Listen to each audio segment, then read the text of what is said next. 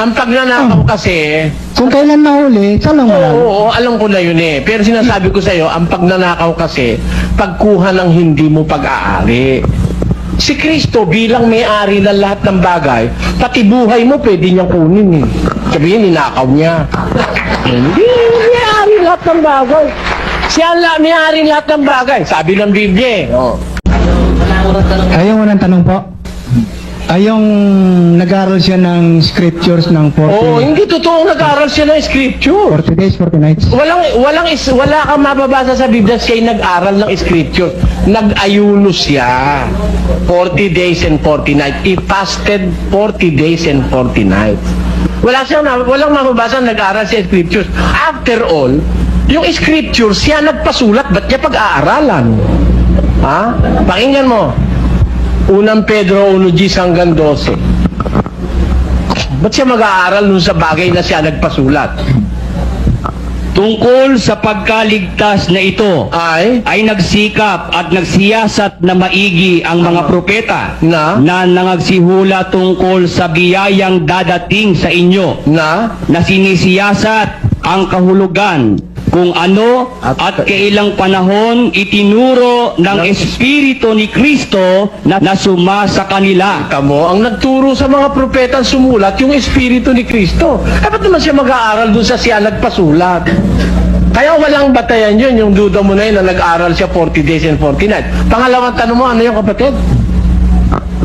Yung dun sa kanyang mga magulang na hinanap siya. Kung hinanap siya ng mga magulang niya at saka yung kanyang mga kapatid. Oh, nandun siya sa loob ng sinagoga, nagtuturo siya. Sabi nung isang mga tao, ang ina mo at mga kapatid mo nasa labas at gusto kanilang makausap. Tinanong ni Jesus, bakit sino ba ang aking ina at sa aking mga kapatid? At iniulat niya ang kanyang kamay sa kanyang mga alagad at sinabi, narito ang aking ina at aking mga kapatid. Sapagkat sino mang gumaganap ng kalooban ng aking amang nasa langit, siya ang aking kapatid na lalaki, kapatid na babae at ina. Hindi panghahamak yun, kundi pagbibigay ng inspirasyon sa iba. Kasi may special inspiration na si Maria. Nauunawaan na ni Jesus si Maria, ina niya yun, sumuso siya ron eh. Hindi naman niya itinatakwil yun eh. Ang katunayan, hanggang sa krus, kinikilala niyang ina yun eh. Kaya lang, nung ituro niya yung aral na, sino ba ang aking kapatid at ang aking ina? Narito ang aking mga kapatid at ina. Sapagkat sino mang kasama kong gumagawa ng kalooban ng aking ama, kapatid ko siyang lalaki, kapatid ko siyang babae at ina. Hindi panghahamak kay Maria yon, kundi pagbibigay ng tsansa sa iba na malapit sila sa kanya gaya ng pagkalapit sa kanya ni Maria. Yun ang ano nun, hindi niya hinahamak si Maria. Binibigyan niya lang ng ano yung iba, prestige. Kung baga binibigyan niya ng prestige. O yun yung mga kapatid mo nasa labas eh. Bakit? Eh ito kapatid ko rin to. Ibig sabihin, I do not want to disown anybody. I want to own them. Being Christ, being a Savior, I want to save everybody. Kaya, it is not because I own this, I disown others, no. Hindi na ibig sabihin nun. Pinalalawak ko lang ang kapangyarihan ng aking pagliligtas sa sinabi ko na yon. Minsan pinagkakamalian si Kristo, wala tayong magagawa, talagang ganon. Nakasulat kasi sa Biblia yon. Pwede itugtong ko na lang ako ito. Sige. Yung sabi nila nagnakaw si Kristo ng pagkain nung nagutom sila sa loob ng maisan pero hindi maisyon. Sunod, ito yung pagnakaw din ng asno na gagamitin sa Hindi pagnanakaw yun. Kasi ang utos, Alam mo kasi ang pagnanakaw, kapatid. ang utos kasi, kunin mo yung asno. Kaya kapag nagtanong, ibig sabihin, hindi pa alam. Kung mahuli siya, edi sabihin, nahiramin lang, ibabalik mamaya. alam Kung mo, dinakaw yun, Ang pagnanakaw kasi, kung kailan nahuli, salang wala. oo, alam ko na yun eh. Pero sinasabi ko sa'yo, ang pagnanakaw kasi, pagkuha ng hindi mo pag-aari. Si Kristo bilang may-ari ng lahat ng bagay, pati buhay mo pwede niyang kunin eh. Sabihin, ninakaw niya. Hindi, may-ari lahat ng bagay. Siya may-ari lahat ng bagay. Sabi ng Biblia eh. 1:15 ng Kolosas.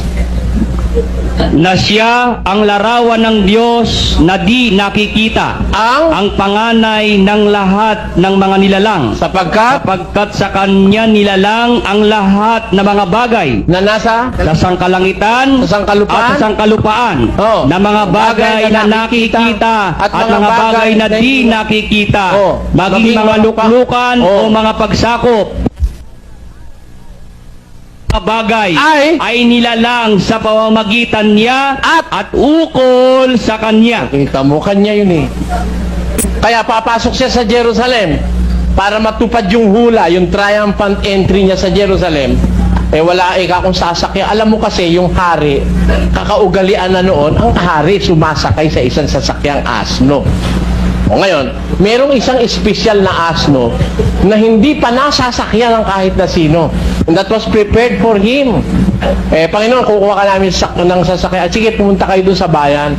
May makikita kayong isang asnong nakatali. Kunin nyo. Ngayon, kung kukunin nyo na, nakita ng may-ari na kinukuha nyo, bakit ka tatanungin? Sabihin nyo, kinakailangan ng Panginoon. De kinuha, nagnakaw ba yung kanya yun eh? Pati nga yung may-ari ng asno, kanya rin eh. Paano yan nakawin yun? Panginoon ang... Hindi pag nanakaw yun. Yung tungkol po kay Pedro, bakit di na lang pangaralan si Pedro, bakit sinigawan pa ni Kristo na Satanas? At ang panghuli ho, Hindi, alam mo, hindi niya sinigawan si Pedro. Lumingon siya. Sabi niya, lumayo ka sa likod ko, Satanas. Alam mo kasi, nung oras na yon sinasakyan ng demonyo si Pedro. Hindi naman niya tiniismol si Pedro eh. Si Satanas nire-rebuke niya dahil yung si Satanas kahit sa'yo, kahit sa akin pumupunta yon. O, di ba? Kung mo pinupuntahan si Pedro, nililiglig ka ni Satanas, ang sabi niya kay Pedro eh. Basahin mo. Sa panahon na yon, ginagawa ni Satanas, mag-worry si Pedro na hindi dapat niya ipag-worry. Kaya, lumingon siya. Lumagay ka sa likuran ko, Satanas. Bakit? Simon, Oh. narito, hiningi ka ni Satanas hiningi ka ni Satanas upang ikaw ay madiglig niyang gaya ng trigo. Kita mo, nililiglig ka sa lukuyan ni Satanas si Pedro. Kaya, sinabihan niya, Satanas, lumagay ka sa likod ko. Ano ibig sabihin? Si Pedro ba yung Satanas? Hindi. Iisa lang naman ang Satanas eh. 12:9. At inihagis ang malaking dragon, ang matandang ahas, ang tinatawag na Diablo at Satanas, ang dumadaya sa buong sanglibutan. Ayun, yun ang Satanas, yung dumadaya sa buong sanglibutan. Hindi naman lang dadaya si Pedro. Pati nga siya nadaya pa nung una eh. Kaya iba yun si Satanas, iba si Pedro. itong panghuli na lang ho. Yung pinako siya sa krus. Si Kristo sinisi yung Ama. Bakit mo ako pinabayaan? Nangangahulugan ba na Hindi pagsisi yun. wala silang pag-uusap na dalawa at nag-aaway silang dalawa? Hindi. Ba't niya sisisihin ng Ama? Ganito yun, kapatid, ano? Ganito yun. Nung siya'y nakapako sa krus, nung oras nakapako siya, mamamatay na siya. Hindi na siya yun. Hindi na siya yun. He is representing the totality of mankind because he is in the act of redeeming mankind. He was the ransom for our sins. Di ba? Ano ba kahulugan ng ransom? Pantubos. Kaya, he is there in our stead, in our place. Kaya, nung oras na yon, siya inilagay na bilang makasalanan. Bagaman wala siyang kasalanan, itinuring siyang makasalanan. Yung matuwid, sabi ng Diyos, ang matuwid hindi ko pababayaan, sabi niya. Nung oras na yun, hindi siya matuwid. Naka-impute sa kanya lahat ng kasalanan ng tao, kaya kailangan siyang pabayaan ng Diyos nung oras na yun.